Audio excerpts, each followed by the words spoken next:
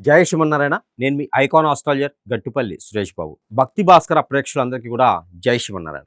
ఇది మనకి ద్వాదశ రాశుల్లో ఒకటి ధనుసు రాశి. ఈ ధనుసు రాశి వారికి ఎన్నో రకాలైనటువంటి కష్టాలు, అవరోధాలు, మనసు కేంద్రీకృతం లేకపోవడం వల్ల అందరూ కూడా వీరి పైన పడి ఏడ్చేవాళ్ళే ఉంటారండి. అందుకని వీరికి ఎప్పుడు కూడా నరదిష్టి, నరఘోష బాగా కనిపిస్తూ ఉంటది.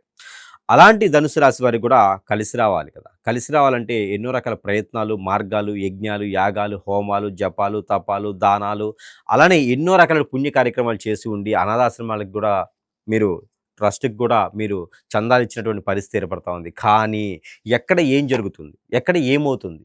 ఏమైనా గూడా ఎక్కడేసిన కొంకరగా ఉంది. వీళ్ళకేందంటే మొట్టమొదటిగా లవ్ మ్యారేజి సెట్ అవ్వదు. అరేంజ్ మ్యారేజ్ చేసుకున్న తుమ్మితేడు ముక్కులా ఉంటుంది వీరి సంసార జీవితం. ఎందుకంటే గనక వీరికొక నియమాలు, నిబంధనలు, శిష్టలు అది ఇలానే ఉండాలి అని ఒక పద్ధతి అనేది మీరు ఒక డిసైడ్ అవుతారు. దానికి తగ్గట్టుగా ఎదుటివారు లేకపోతే గనక మీరు దూరమైపోతా ఉంటారు. అది మీలో ఉన్నటువంటి మంచి లక్షణమే. కానీ అన్ని సందర్భాల్లో మంచి లక్షణమా అని కాదు. ఇక ధనుసు రాశి వారికి ఎన్నో రకాలైనటువంటి అనుకుంటూనే ఎన్నో రకాల సందర్భాల్లో ఈ వ్యాపారం చేయాలి, ఈ జాబ్ చేయాలని ఉంటూ ఉంటారు. వీరికి ఫైనాన్స్ సెక్టార్ ఎక్కువగా మంచి జాబులు వస్తా ఉంటది. కానీ నరదిష్టి, నరఘోష, శత్రుభయం, శత్రుపీడ, పితృదోషాలు, కాలసర్పదోషం, నాగదోషం ఇవన్నీ కూడా కొంచెం ఎక్కువగానే ఉంటూ మీ మంచితనము, మీ మూర్ఖత్వము ఎదుటి వాళ్ళని చెడు అనిపించుకొని వారి చేత నుంచి మీరు మళ్ళీ కూడా హిప్నాటిజం, బ్లాక్ మ్యాజిక్, వశీకరణ, భాగముఖి బంధు లాంటివి చేయించుకొని అష్టదిగ్బంధన చర్య అయిపోయేసి పద్మవ్యూహంలో ఇరుక్కున్నలాగా ఉండిపోయేసి ఎన్ని సంవత్సరాలైనా అలా అని ఉండిపోతూ ఉంటారన్నమాట. ఎదుగు బొదుగులేని జీవితాలు అంటారు. అలా ఉండిపోతూ ఉండేటువంటి పరిస్థితి నత్తనడుగు నడుస్తూ ఉంటుంది. మీరు చేసే జాబ్ గాని, వ్యాపారం గాని మీకన్నా వెనకొచ్చినోళ్ళు ముందు పరిగెత్తుతూ ఉన్నా కూడా మీరు అలానే స్థిరంగా, స్థాయిగా అక్కడే ఉండిపోతూ ఉంటారు. ఇవన్నీ కూడా కారణాలు ఏమిటంటే మీలో చాలా బాగా బాధిస్తుంది ఏంటంటే పితృదోషాలు. ఇవి చాలామందికి తెలియదు. మీకు పితృదోషాలు ఉన్నాయా అంటే చాలామంది చెప్పరు కూడా చెప్పరు. కానీ ధనుస్సు రాశి వారికి పుట్టుకతోనే పితృదోషాలు వస్తాయి. ఆ పితృదోషాలకు నివారణ అంటూ లేదు. కేవలం 3, 4 మాసాలకు ఒకసారి లేదా ఏడాదికి ఒకసారి అయినా సరే ఎక్కడైనా మీ సమీపంలో ఉన్నటువంటి నది, వాగు, ఏరు, సెలయేరు, కుంట దగ్గర కాలువ స్నానం చేస్తూ జొన్నలు, రాగులు, సజ్జలు, గోధుమలు, బియ్యము ఇవి 5 రకాలు కూడా పావుకిలో చెప్పులు తీసుకొని అక్కడ నీటిలో వదలాలి. దీంతో మీకు ఆ నరదిష్టి, నరఘోష, శత్రుభయము, ఆ నరఘోష, శత్రుభయంతో పాటు మీకు పితృదోష కూడా వెళ్ళిపోయేటువంటి సందర్భం, సమయం ఉంటుంది. అలానే ఆలయ దర్శనం చేసుకోవడం వల్ల మీకు ఎన్నో రకాలైనటువంటి అవరోధాల నుంచి, ఆర్థికం నుంచి బయటపడుతూ ఒక వనరు, ఒక అవకాశం, ఒక ఏదైనా మార్గము దొరికేటువంటి అవకాశం కనపడుతూ ఉంది. ఎన్నో రకాల రంగాల్లో రాణించేందుకు ఎక్కువ అవకాశాలు ఉన్నాయి ధనుసు రాశి వారికి. కానీ ఎవరైనా ఏదైనా చెబితే కూడా వినరు.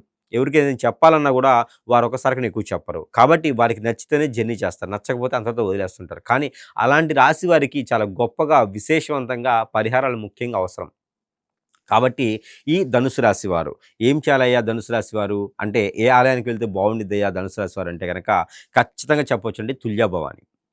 ఈ తుల్యభవాని ఆలయము ధనుసు రాశి వారికి పెట్టిందే పేరండి. అక్కడికి ఆలయానికి వెళ్ళి వచ్చిన తర్వాత మనకి ఈ పని జరగలేదని కానీ, ఇక పని అవ్వదు అని కానీ ఉండదండి.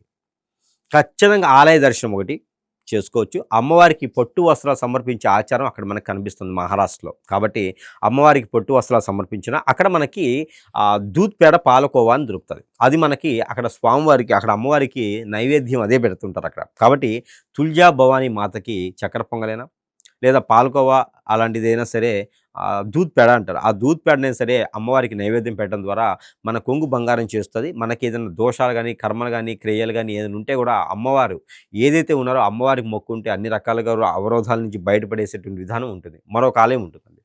ఈ ఆలయం వచ్చేసి విజయవాడలో ఉన్నటువంటి దుర్గా భవాని. ఈ దుర్గా భవానికి దీక్ష తీసుకున్న, మాలలు వేసుకున్న, ఆలయంలో అమ్మవారికి శారీస్ అంటే పట్టు వస్త్రాలు సమర్పించిన, అమ్మవారి ఆలయంలో గాజు సమర్పించిన, ముడుపులు సమర్పించినా కూడా అమ్మవారికి ఏదైతే మనం సమర్పించామో అవి 10 రెట్లు కాదు 100 రెట్లు మనకి ఎక్స్ట్రా వస్తూనే అమ్మవారికి ఆకుపూజ కానీ, అమ్మవారికి అర్చన కానీ, అమ్మవారికి కుంకుమార్చన కానీ చేయించుకోవాలి. అమ్మవారికి కళ్యాణం కానీ చేయించుకుంటే కనుక మన అన్ని రకాల సమస్యలే కాదండి, పెళ్ళిళ్ళు కానటువంటి వారికి కూడా పెళ్ళిళ్ళు అయ్యేటువంటి యోచన, ఆలోచన ఉంటుంది. కాబట్టి అలాంటివి చేసుకోవాలి. అలానే ఈ యొక్క ధనుసు రాశి వారికి మరొక విశేషం ఏంటంటే కనుక ఈ అమ్మవారి దర్శనం చేసుకుని వచ్చిన తర్వాత జాబులో వెసులుబాటు, ప్రమోషన్స్, ఇంక్రిమెంట్స్ వచ్చేది కాకుండా అలానే ఈ యొక్క ఏదైతే అమ్మవారి గురించి మనం చెప్పుకున్నామో ఆ అమ్మవారి యొక్క పట్టు వస్త్రాలు సమర్పించడంతో మన కొంగు బంగారం అయితే పెళ్ళిళ్ళు కూడా చిన్న ఏజ్లోనే చేసేటువంటి అవకాశం, ఆలోచన అనేది ఉంటుంది. 22 సంవత్సరాల నుంచి 32 సంవత్సరాల లోపు ఖచ్చితంగా పెళ్ళి కూడా అవుతుంది. లవ్ మ్యారేజ్ లేదు, ఖచ్చితంగా అరేంజ్ మ్యారేజే చేసుకోవాలి. ఏదో ఒకసారి లవ్ ఫెయిల్యూర్ అయ్యామంటే జీవితంలో పోయినట్టు కాదు, జీవితంలో అదే జీవితం కాదు. కాబట్టి అన్ని రకాల రంగాల్లో కూడా ముందుకు రావాలంటే కనుక ఖచ్చితంగా తుల్యాభవాని మాతకి దర్శనం చేసుకోవాలి. అలానే విజయవాడలో ఉన్నటువంటి మన కనకదుర్గ అమ్మవారి దర్శనం చేసుకుంటే గనక రుచి ఈ యొక్క ధనుసు రాశి వారికి చాలా ప్రతిష్ట అని చెప్పొచ్చు. అలానే ఆలయానికి వెళ్ళేటువంటి పద్ధతి ఏమిటి? ఆచారం ఏమిటి? ఎలా వెళ్ళాలి? అంటే గనక మనము స్నానాలు ఆచరించుకొని మన పూజా మందిరంలో ఇంట్లో ఉండేటువంటి దేవుని దగ్గర దండం పెట్టుకోవాలి. ఏమని? నేను పలానా ఆలయానికి తీర్థయాత్రకు వెళ్తున్నాను. నాకు జాగ్రత్తగా అమ్మవారి దర్శనం నాకు ఖచ్చితంగా కావాల్సిందని చెప్పి ఇక్కడ మొక్కుకొని వెళ్ళిన తర్వాత అక్కడ దర్శనం చేసుకొని వచ్చిన తర్వాత కూడా మన పూజా మందిరంలో మళ్ళీ కూడా మన పూజా మందిరంలో మళ్ళీ కూడా ఏదైనా స్వీట్స్ కానీ, చక్కెర పొంగల్ గానీ, ఏదైనా ఉంటే కూడా నైవేద్యం సమర్పించుకొని ఆ అమ్మవారికి గాని, అమ్మవారికి గాని చెప్పాలి. నాయన మీ దర్శనం కోసం నేనొచ్చాను. బ్రహ్మాండంగా నాకు దర్శనమయింది అండి. అంటే అప్పుడు మన పుణ్యక్షేత్ర దర్శనానికి సౌభాగ్యం ఉంటుంది. పుణ్యక్షేత్రాలు చేసినటువంటి పుణ్యఫలం అనేది మనకి లభ్యపడుతూ, అలానే ఏదైనా మనం ఏదైతే మొక్కుంటో అది మొక్కు మొత్తం కూడా కొంగు బంగారం చేసేందుకు ఎక్కువ అవకాశం కనపడుతోంది. కాబట్టి ఇలాంటి చిన్న చిన్న ప్రయత్నాలు మాత్రం ఖచ్చితంగా మనము చేయవలసిందే.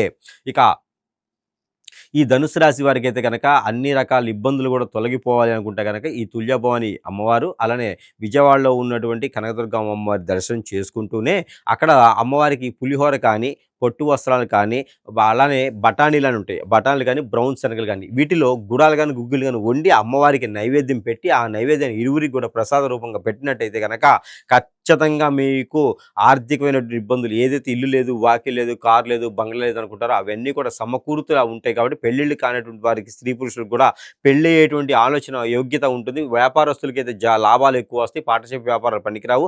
విదేశీయానం అయితే మాత్రం ఖచ్చితంగా అవుతుందండి. విదేశీయానం వెళ్ళేందుకు ఎక్కువ అవకాశాలు కనపడుతున్నాయి. కాబట్టి ఇక విఘ్నాలు గానీ, ఆటంకాలు గానీ మన మీద రాకుండా, లేకుండా ఉండేందుకు ఈ ఇద్దరి అమ్మవారికి ఏ రోజు, ఏ సమయం, ఎప్పుడు, ఎక్కడ, ఎలా కుదురుతుందో అలాగే దర్శనం చేసుకొని రావడంతో పాటు మీకు ఎన్నో రకాల అవరోధాల నుంచి బయటపడుతూ ఉంటది. కాబట్టి ఇలాంటి దర్శన భాగ్యం మీకనేది ఖచ్చితంగా కావాల్సిందిగా కోరుకుంటూ, అలానే ఆ స్వామివారి యొక్క కృపకి పాత్రులై, ఆ స్వామివారి యొక్క కృపా కటాక్షాలు మీ మీద వీక్షించు ఆ స్వామివారి యొక్క కృపకి మీరు పాత్రులయ్యేలాగా ఉంటారు. అలానే ఎప్పుడైనా ఒక్కసారి మీ పూజా మందిరంలో రవ్వ లడ్డు అంటారు. బ్రాంబై రవ్వ తీసుకొచ్చి పంచదార వేసి పాలు పోసి చేసేటువంటి రవ్వ లడ్డూని ఎక్కడైనా మీ పూజా మందిరంలో గానీ, నాగపడిగలు గానీ, నాగదేవతల దగ్గర గానీ, ఆ మానస అమ్మవారి దగ్గర గానీ, కుమారస్వామి, అయ్యప్ప స్వామి వారి దగ్గర గానీ ఎప్పుడు కూడా మీరు ఈ యొక్క రవ్వ లడ్డులు నైవేద్యం పెట్టడంతో మీకు ఎన్నో రకాల ఇబ్బందులు తొలగిపోయేలా ఉంటది. కాబట్టి ఇలాంటి చిన్న చిన్న పరిహారాలు చేసుకొని అదృష్టవంతులు కూడా అవ్వచ్చు. కాబట్టి ఈ చిన్న పరిహారం మీకోసం. జై శ్రీమన్నారాయణ.